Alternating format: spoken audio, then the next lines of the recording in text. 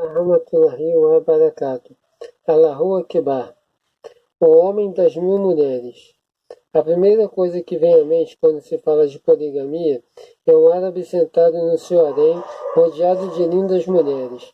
Ah, essa Hollywood! Mas na realidade não é bem assim. Não é a festa que todos imaginam. A regra no Islã é a monogamia. Mas em determinadas situações é permitido ao homem casar-se com até 4 mulheres, mas isso com a condição de ele praticar a justiça entre elas, ter condições de sustentá-las e de elas concordarem. Diz Alá o Altíssimo: podereis desposar 2, 3 ou 4 das que vos aprouver entre as mulheres, mas se temerdes não poder ser equitativos para com elas, casar então com uma só. Alcorão 4:3. E disse o profeta Muhammad, que a paz e a misericórdia de Alá estejam com ele. Qualquer um que tenha 2 esposas e não as tratar com igualdade, virá ao dia do juízo final arrastando uma parte do seu corpo que estará pendente. Os guerreiros de Alá, árabes empunhando espadas numa mão e o Alcorão na outra, cortando cabeças para impor a palavra de Alá. Essa imagem imortaliza pelos filmes de Hollywood. É fruto de um erro gravíssimo que é tradução da palavra jihad, por guerra santa. Na realidade, essa palavra significa esforço, empenho pela causa de Alá. Existem 2 tipos de jihad, o jihad maior e o jihad menor. Na realidade, o jihad maior é aquele que o homem trava com si mesmo para evitar as coisas ilícitas, para não incorrer em pecado. Já o jihad menor pode assumir várias formas, dentre elas o divulgar a palavra de Alá, a busca do conhecimento, e eventualidade pode vir a tomar a forma de uma guerra. Diz Alá o Altíssimo: não há imposição quanto ao din, porque já se destacou a verdade do erro. Alcorão 2:256. Mesquitas, catedrais e sinagogas construídas na Espanha durante a dominação islâmica testemunharam a exemplar tolerância religiosa dos árabes, que os cristãos jamais imitariam. Os cristãos estavam autorizados a manter suas igrejas e mosteiros e os judeus suas sinagogas.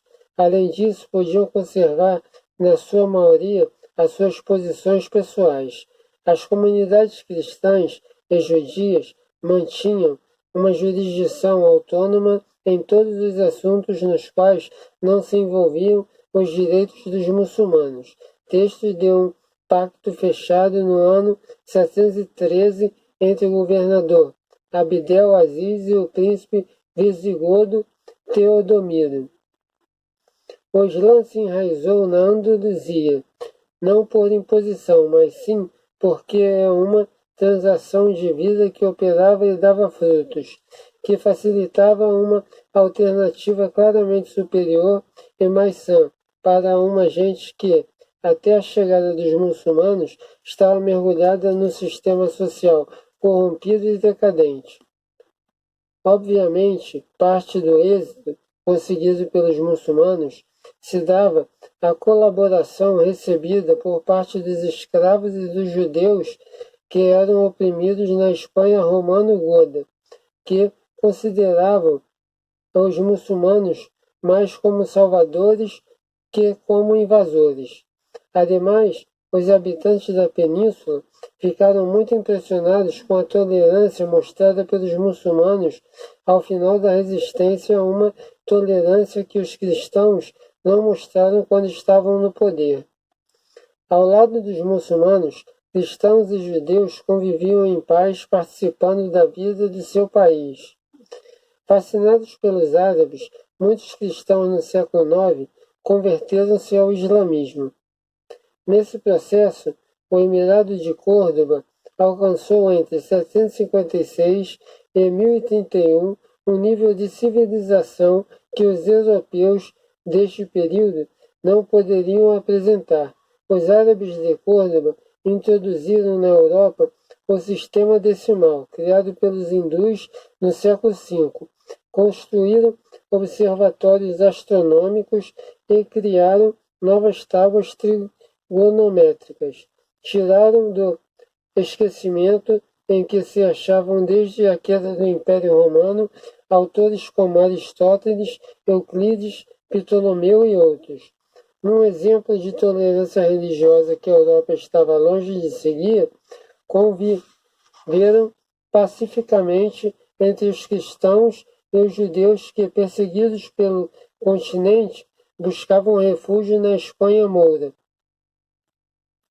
Como vimos, o Islã prega a igualdade entre os homens, a liberdade religiosa, a crença entre todos os profetas e mensageiros de Alá, que a paz e a misericórdia de Alá estejam com eles.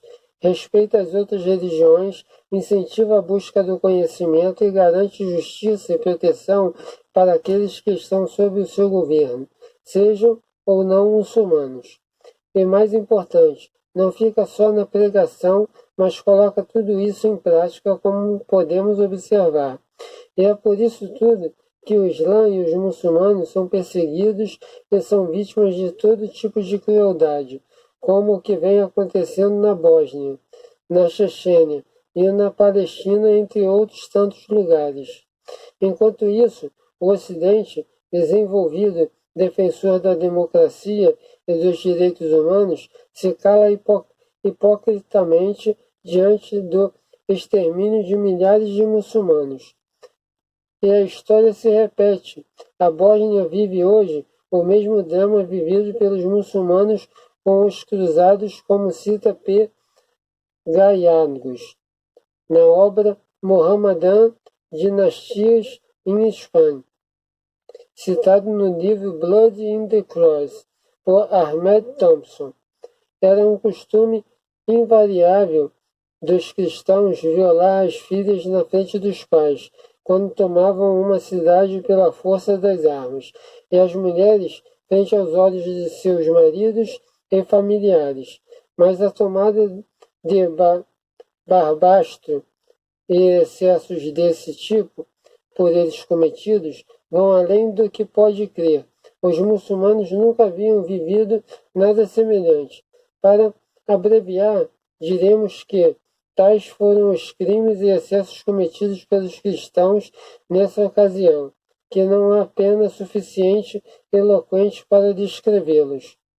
Agora, a ironia reside no fato de os muçulmanos estarem sendo vítimas daqueles que um dia gozaram da liberdade, da justiça, do respeito e da vida digna proporcionada por um governo islâmico. Não se esqueçam de se inscrever no canal, de deixar o seu like, que é muito importante, de compartilhar o vídeo com seus amigos, de ativar o sininho de notificações para receber mais vídeos e de deixar um comentário. Salam aleikum.